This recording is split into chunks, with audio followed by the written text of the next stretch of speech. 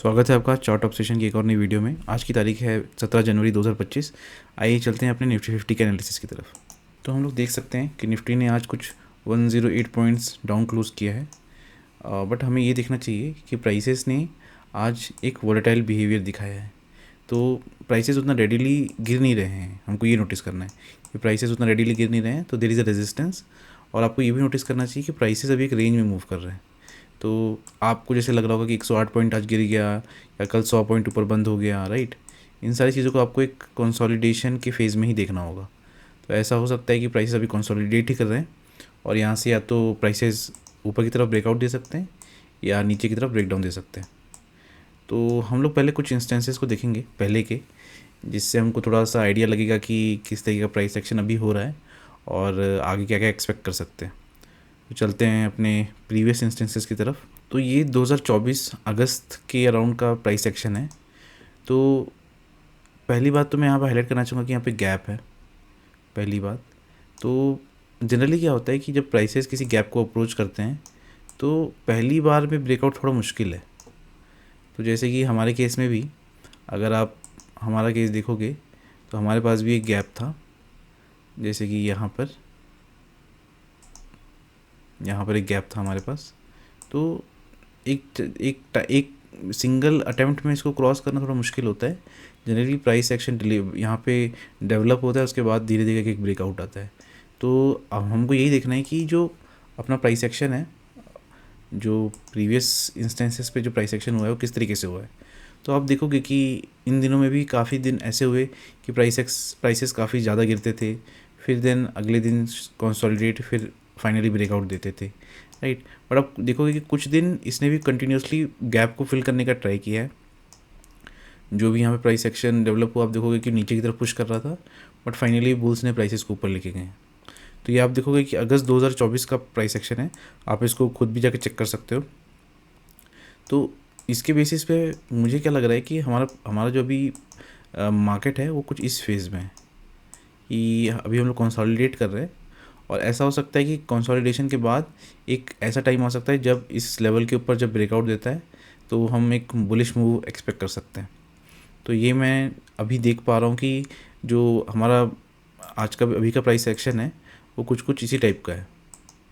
अगर आप देखोगे तो कुछ इसी टाइप का प्राइस एक्शन डेवलप हो रहा है और फिर धीरे धीरे करके ये ऊपर की तरफ जा सकता है। हम लोग एक और इंस्टेंस देखते हैं।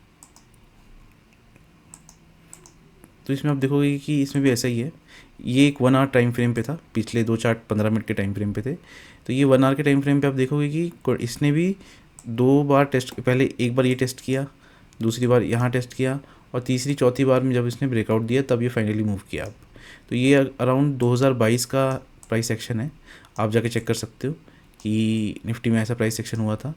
तो आप देखोगे कि इस केस में भी जब एक गैप रह जाता है पहली बार में जब गिरते वक्त, तो प्राइसेस उस गैप से आके रिजेक्शन लेते हैं और उसके बाद धीरे धीरे करके जब बायर्स इसको इस गैप के ऊपर सस्टेन कर पाते हैं तो आप देखोगे कि प्राइसेस फिर धीरे धीरे करके ऊपर जाते हैं।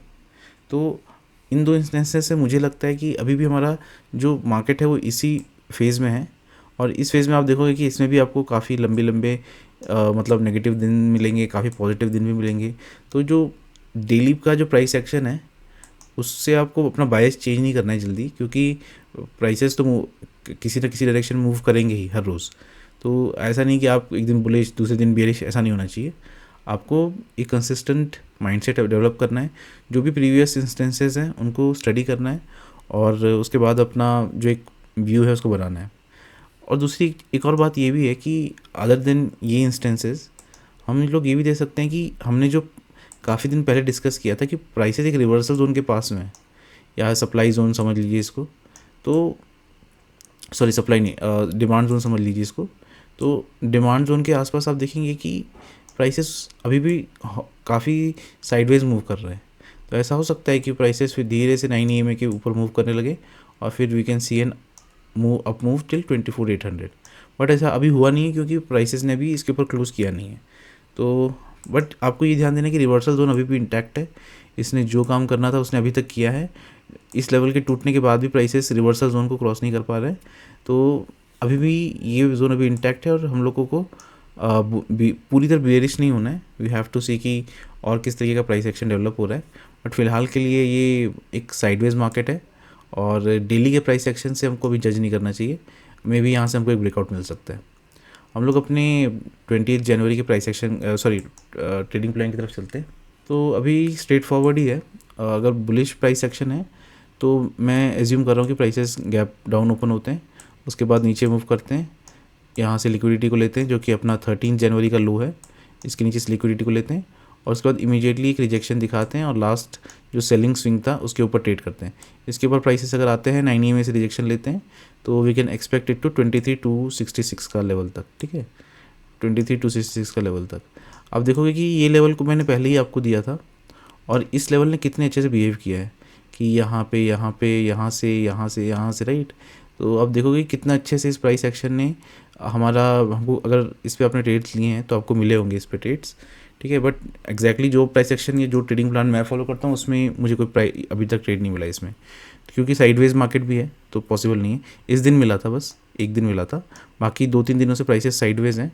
तो आपको फोकस करना है कि ये जो 23,266 का लेवल है ये एक इम्पॉर्टेंट रेजिस्टेंस हो सकता है।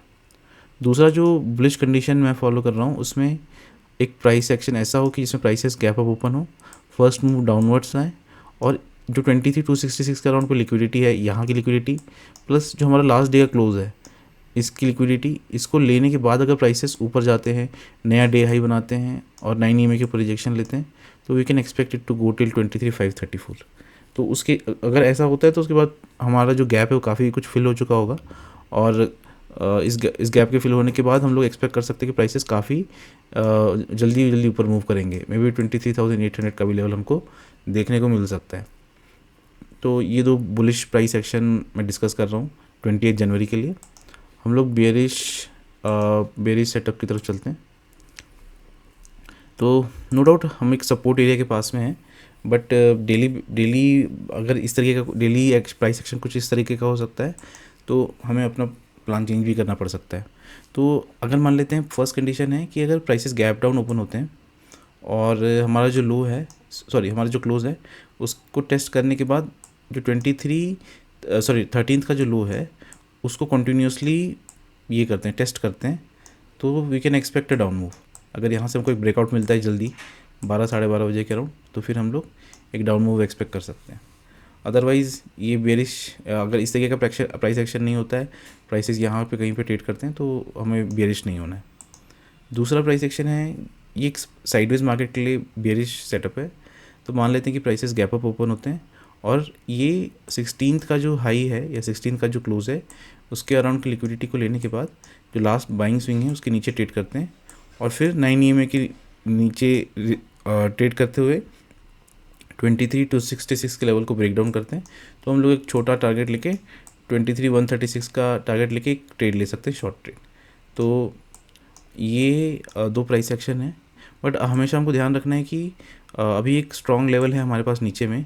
अगर ऐसा होता है कि प्राइस नीचे मूव करते भी हैं इस डायरेक्शन में और उसके बाद हमको क्विक रिवर्सल दिखता है तो हमें वहाँ पे अपना जो प्रॉफिट बुक कर लेना है, क्योंकि ये जो रिवर्सल जोन है ये काफ़ी स्ट्रॉन्ग है और ऐसा हो सकता है कि प्राइसेस यहाँ से प्राइसेस जल्दी से नीचे आएँ और लिक्विडिटी को कलेक्ट करने का फिर से ऊपर की तरफ जाने लगे। तो इस कंडीशन में फिर ये जो इंडेक्स है फिर बुलिश होने लगेगा।